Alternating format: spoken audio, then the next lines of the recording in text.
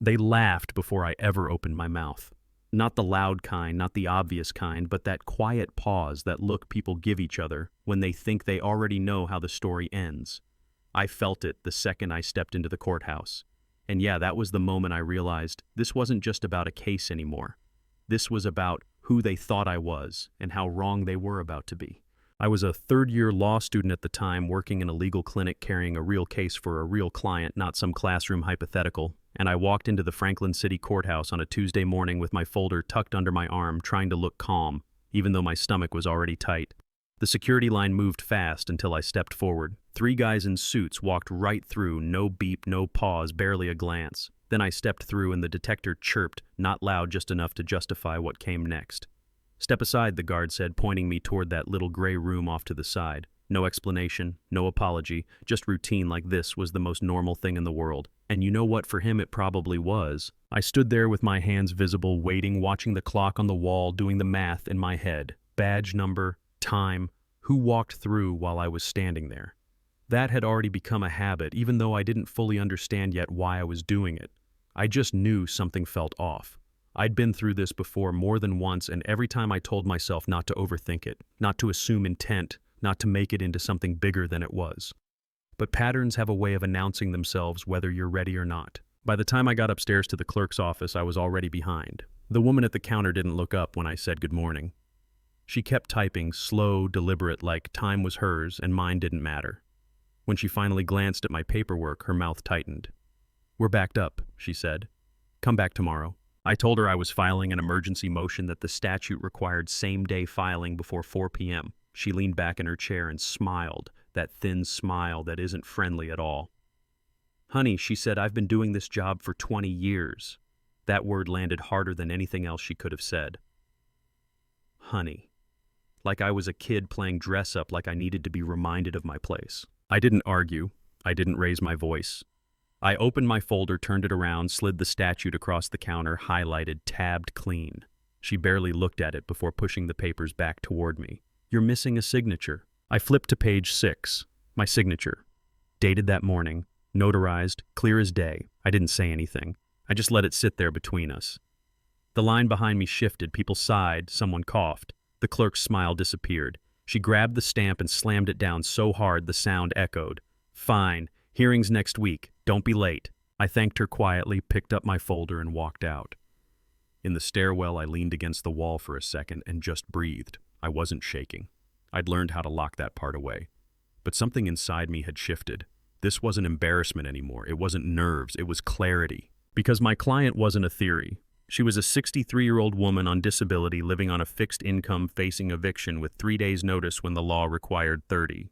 I'd called the landlord. I'd emailed them. I'd cited case law. They ignored me because they could. And now the courthouse, the place that was supposed to enforce the rules, was making it harder instead of easier. That afternoon, I opened a new document and started writing everything down. Dates, times, names, what was said, who walked through security while I was detained, how long it lasted. At first it felt excessive, almost silly, like I was turning inconvenience into a spreadsheet. But something in my gut told me not to stop. The next week it happened again. Same guard, same room, longer delay. This time he pressed the handheld scanner against my back a little harder than necessary. "What's that?" he asked. "My spine," I said. He smirked and took his time. "Yeah, that happened." And then it happened again. And again. Every visit. Same officer, different excuse. Meanwhile, white attorneys walked straight through. I counted them. 17, then 24, then more. The spreadsheet grew. So did my resolve. The hearing finally came. Wood-paneled courtroom, old seal on the wall, judge perched high above us. Across from me sat Daniel Price, the city's senior attorney. Calm, confident, expensive suit, the kind of guy who hadn't lost a case in years. When the judge asked how long I'd been practicing and I told him I was a certified student advocate, he smiled and said, "So, not a real lawyer." Someone in the gallery laughed. Daniel didn't. He didn't need to. I felt that familiar sensation, the room leaning away from me, waiting for me to prove them right. But I didn't panic. I walked through the law step by step, statute by statute, precedent by precedent. When Daniel objected, I countered.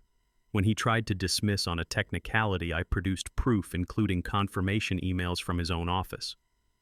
The judge frowned, adjusted his glasses. Still, he postponed the decision and scheduled the next hearing for after the eviction date. That's when I stayed standing.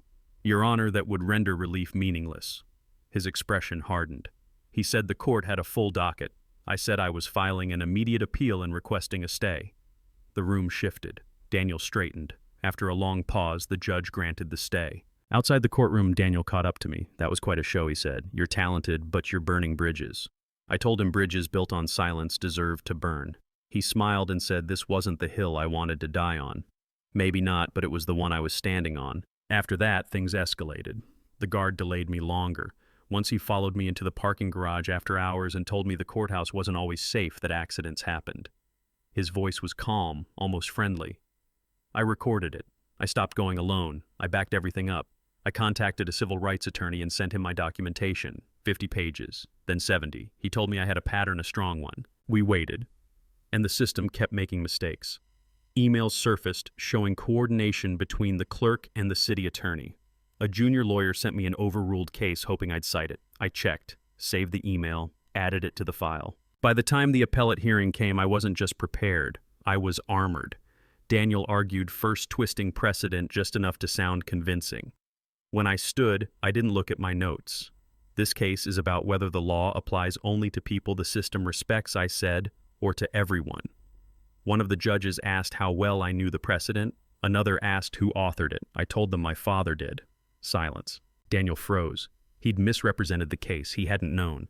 Outside, he demanded to know why I hadn't disclosed it. I told him the law didn't change based on who raised me, but his argument might have if he'd done his homework. 2 days later, he filed for recusal, admitting the conflict and handing me exactly what I needed. We filed the federal complaint the next morning. Over 100 pages. Video, data, emails, names. The county panicked. Press releases, internal reviews, then the call, settlement talks. They offered money in silence. I said no. They came back with reforms, monitoring, training, accountability, public reporting. I agreed not because it was perfect, but because it was real. The officer resigned. The clerk was reassigned. Policies changed. Security data became public. Months later, the appellate court ruled in our favor. The eviction was illegal. My client stayed. Precedent was set. I passed the bar. Took a job as a public defender. My first client was arrested for sitting on his own porch. Some things hadn't changed, but some had. A year later, I walked into the same courthouse. Different guard, no delay, 45 seconds. A young student stopped me in the hallway and said security waved her through, that she thought it was because of what I did. I told her to document everything. That night, I read the quarterly security report. Disparities down. Not gone, but down. Progress. The system didn't collapse. It bent just enough to matter. So that's where this leaves us.